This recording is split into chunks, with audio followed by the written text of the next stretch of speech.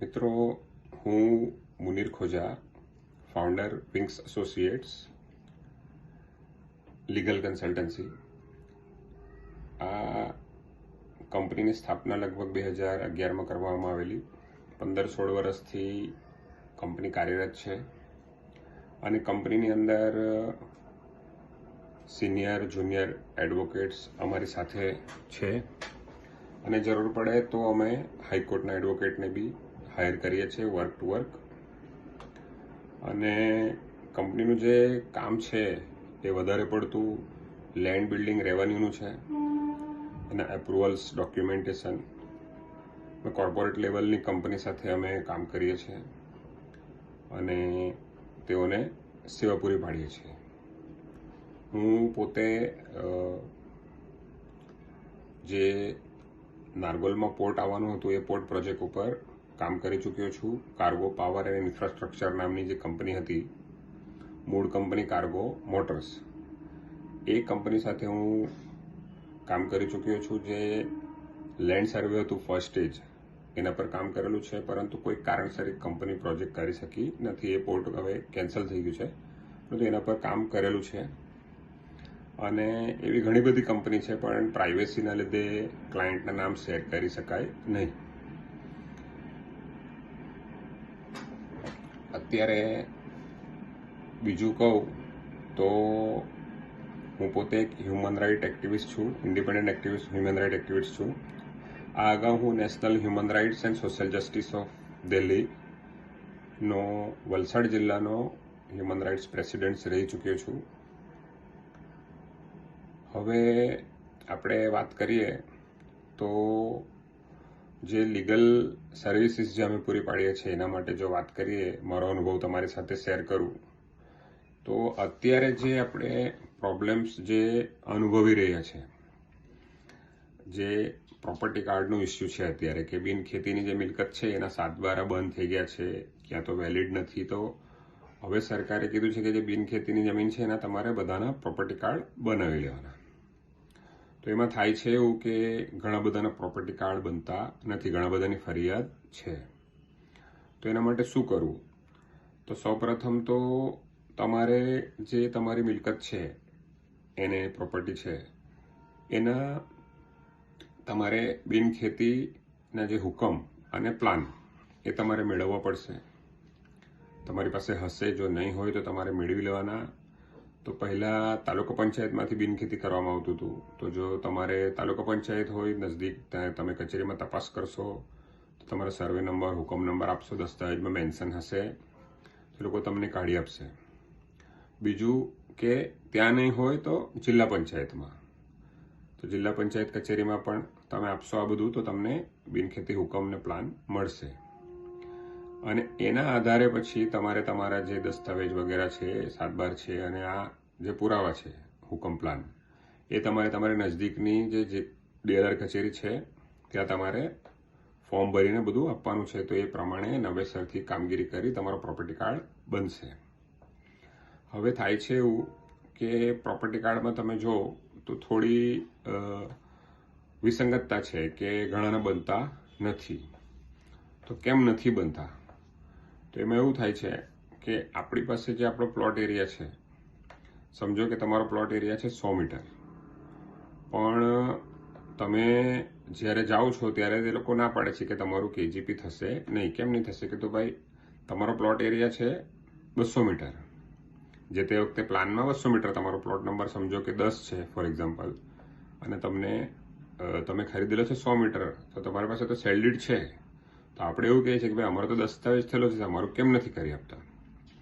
તો ખરેખર નિયમ પ્રમાણે જે એરિયા તમારો જે નકશામાં બતાવેલો હોય, જે એપ્રુવડ મેપ હોય, એ પ્રમાણે જ કેજીપી થાય ને એટલા એરિયાનો જ તમારો પ્રોપર્ટી કાર્ડ બને. તો એ પ્રોપર્ટી કાર્ડમાં એવું થશે કે 100 મીટર તમારું છે ને 100 મીટર કોઈ અન્યએ ખરીદેલું છે. તો હવે એનો શું રસ્તો? એ 200 મીટરમાં તમારા બંને તમે અરજી કરી શકો છો, સહભાગીદાર તરીકે તમારા નામ આવશે. પણ પ્રોબ્લેમ એ છે કે હવે એને અલગ કરવા માટે શું કરવું? કારણ કે ભવિષ્યમાં આ પ્રશ્ન ઉભેલો રહેશે. તમારે વેચવું હોય, સામેવાળાને નહીં વેચવું હોય, કોઈ લે નહીં લે, તમને ટાઇટલ ક્લિયર મળે નહીં, અને તમે બેંકમાં જ્યારે લોન લેવા જાઓ તો તમારે સહભાગીદાર જેટલા પણ હોય એની સહી જોઈએ. તો આ બધા પ્રશ્નો ઉપસ્થિત થાય. કોઈનું મૃત્યુ થાય તો પછી એના વારસદારો દાખલ થાય, એટલે તમારા જે પ્રોપર્ટી કાર્ડ હોય, મિલકત હોય તમારી, એમાં આ લોકો ભાગીદાર થાય. તો આ બધા પ્રશ્નો ઉપસ્થિત થાય તો એના માટે શું કરવાનું? તો તમારે સૌપ્રથમ તો તમારા જે એના જે કંઈ મેપ ને બધું છે એ તમારે મેળવી લેવાના. તમારું ટાઇટલ ક્લિયર છે કે નહીં જોઈ લેવાનું. અને પછી તમારે માપણીની અરજી કરવાની. માપણીની અરજી કરશો તો એ ફરીથી માપણી થશે. તમારો જે 200 મીટર એરિયા હશે, 200 મીટર પ્લાન પ્રમાણે સુસંગત છે એ રીતે માપણીમાં લખીને આવવું જોઈએ.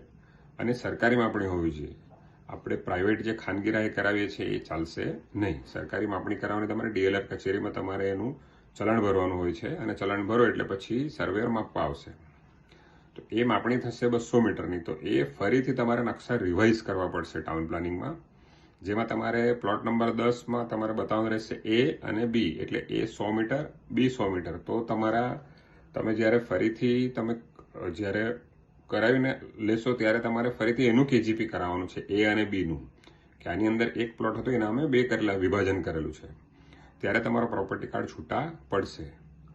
આ તમારે કાયદેસર રીતે જે સરકારી નીતિ નિયમ પ્રમાણે છે એ તમારે કાર્યપદ્ધતિ તમારે જે અપનાવવી પડશે, ત્યારે જઈને તમારો પ્રોપર્ટી કાર્ડ બનશે. હવે થાય છે એવું કે આપણે ઘણી વખત સરકારને બ્લેમ કરીએ છીએ, અધિકારીને બ્લેમ કરીએ છીએ કે આમ છે, પરંતુ આપણે કાયદા જાણતા નથી.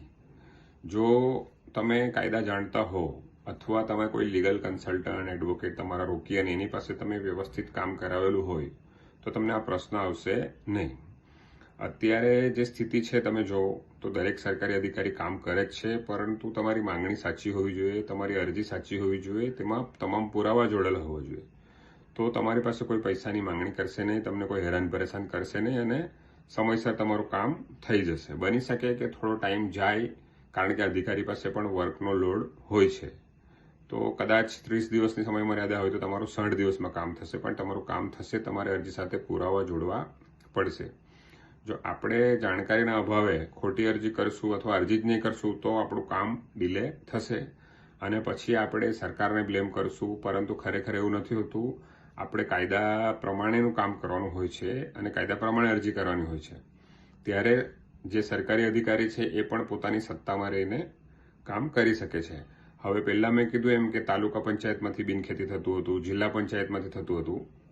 અત્યારે કલેક્ટરશ્રી કરે છે. તો તમારે નવી જો અરજી કરવાની હોય તો એ કલેક્ટરમાં તમારે અરજી કરવાની. એ આપણે પછી ચર્ચા કરશું. અત્યારે આપણે આજે પ્રોપર્ટી કાર્ડનો પ્રશ્ન છે એના પર ચર્ચા કરી. હવે તમારે કોઈને કોઈ જરૂરત હોય, તમારે કોઈ માર્ગદર્શન મેળવવું હોય, સમગ્ર ગુજરાતમાં અમે કાર્યરત છે. તમારે ગુજરાતની કોઈ પણ મિલકતમાં કોઈ પ્રશ્ન હોય અને જો તમારે માર્ગદર્શન મેળવવું હોય તો તમે મારો સંપર્ક કરી શકો છો. એના બદલામાં કોઈ ચાર્જિસ લેવામાં નહીં આવશે. તમને સલાહ સૂચન જોતી હશે તો તમને ટેલિફોન ઉપર આપવામાં આવશે. એનો કોઈ ચાર્જિસ લેવામાં આવશે નહીં. પરંતુ તમારા જે પ્રશ્ન છે એ સાચા હોવા જોઈએ. તમારી પાસે તમે જ્યારે ફોન કરો ત્યારે તમારા હાથ પર ડોક્યુમેન્ટ્સ હોવું જોઈએ. અને શું પ્રશ્ન છે એ તમારે શોર્ટમાં મને સમજાવો તો તમને જરૂરથી સલાહ આપીશ. અને બીજી એક વાત કે જેમ મેં કીધું કે હું એક સોશિયલ એક્ટિવિસ્ટ છું, હ્યુમન રાઇટ એક્ટિવિસ્ટ છું, ઇન્ડિપેન્ડન્ટ એક્ટિવિસ્ટ છું અત્યારે તો. પરંતુ જે અમારા સંપર્કમાં જે કંઈ એક્ટિવિસ્ટ બીજા છે, જે કંઈ એડવોકેટ છે, જે કંઈ પોલિટિશિયન્સ છે, જે કોઈ પણ અમારા ટચમાં છે, એ લોકો અમે કોઈ પણ તમને કોઈ પ્રોબ્લેમ હોય તો અમે જરૂરથી મદદ કરશું. કોઈ વ્યક્તિને કોઈ ખોટી રીતે પોલીસ હેરાન કરતી હોય, કોઈ સરકારી અધિકારી કામ નહીં કરતું હોય તો પણ તમે મારો સંપર્ક કરી શકો છો. અને જો વધારે ટાઈમ થઈ ગયો હોય, તમારી અરજી પેન્ડિંગ હોય અને ખોટી રીતે પૈસાની માંગણી કરે તો પણ તમે મારો સંપર્ક કરી શકો છો. અને ખાસ જો કોઈ આર્થિક રીતે નબળા હોય, પછાત વર્ગના હોય, એ લોકોને કોઈ પણ મુશ્કેલી હોય, કાયદાકીય પ્રશ્ન હોય, કોર્ટમાં કેસ ચાલતો હોય કે એ લોકોના વિરુદ્ધ પોલીસ ફરિયાદ થયેલી હોય, કોઈ પણ કંઈ પ્રશ્ન હોય તો તમે મારો સંપર્ક કરો, એમને મારો નંબર આપો. અમે એને વિનામૂલ્યે મદદ કરશું. જેલમાં હશે તો બહાર કાઢવા માટે પ્રયત્ન કરશું. પણ સવાલ એ છે કે વ્યક્તિ સાચો હોવો જોઈએ. ખોટા કામ કરીને જેલમાં ગયેલા હોય, દારૂના કેસમાં ફસાયેલા હોય કે જુગારના કેસમાં ફસાયેલા હોય કે એવું કંઈ હોય તો એમાં અમે મદદ કરી શકશું નહીં. પરંતુ કોઈ ખોટી રીતે ફસાયું હોય અને એની પાસે વકીલ રોકવાના પૈસા નહીં હોય એના ઘરની પરિસ્થિતિ સારી નહીં હોય તો તમે મારો સંપર્ક જરૂરથી કરી શકો છો. અમે ચોક્કસ રીતે મદદરૂપ થશું. અને અત્યારે જો હું વિગતવાર ચર્ચા કરીશ તો આ લેન્ડ રેવન્યુ એવું છે, જમીન ને મકાન મિલકત બધું બિલ્ડિંગ આ બધું એવું છે કે એની અંદર ઘણા બધા ડોક્યુમેન્ટ્સ લાગે છે. તો અત્યારે આપણે છે ને પ્રોપર્ટી કાર્ડ પર ચર્ચા કરી છે. પછી ક્રમશઃ આપણે ખેતી બિન ખેતીના જે ડોક્યુમેન્ટ્સ હોય છે, 7/12માં જે ક્ષતિ હોય છે, એ ક્ષતિ સુધારણા આપણે સુધારા હુકમ એ કેવી રીતે કરાવવામાં, આપણે કેવી રીતે કરાવવી, શું કરવું એ આપણે આગળ ચર્ચા કરશું. મંજૂરી કેવી રીતે મેળવવી, તમારી પ્રોપર્ટી ટાઇટલ ક્લિયર છે કે નહીં એ ચકાસણી કરો, શું કરવું. ઘણી વખત શું થાય છે કે આપણે કોઈ મિલકત ખરીદવા પહેલા જોતા નથી, આપણે ફક્ત દસ્તાવેજ કરાવી લઈએ છીએ, અથવા ઘણા વર્ષ પહેલા ખરીદેલી મિલકત આપણી પાસે દસ્તાવેજ છે, કબજો પણ, પોઝેશન પણ આપણું છે, પણ જ્યારે લિટિગેશન ઊભું થાય છે ત્યારે આપણને ખ્યાલ આવે છે કે મારી પાસે આ ડોક્યુમેન્ટ્સ નથી કે આ નથી. અને પછી જ્યારે કોઈ નોટિસ આવે કે કંઈ કોર્ટમાં જવાનો વારો આવે તો કોઈ સામેવાળો કોર્ટમાં ફરિયાદ કરે, આપણે કોર્ટમાં જવું પડે, ત્યારે આપણે સરકારને બ્લેમ કરીએ છીએ કે ભાઈ સરકારે આમ છે કે સરકારી અધિકારી આમ છે, પરંતુ એવું હોતું નથી. આપણી મિલકત છે તો એના પુરાવા જાળવવાની આપણી જવાબદારી છે. સરકારે અલગ અલગ ડિપાર્ટમેન્ટ બનાવેલા છે, એ તમામને જરૂરી જે કંઈ એનઓસી હોય આપણે મેળવી લેવાની હોય.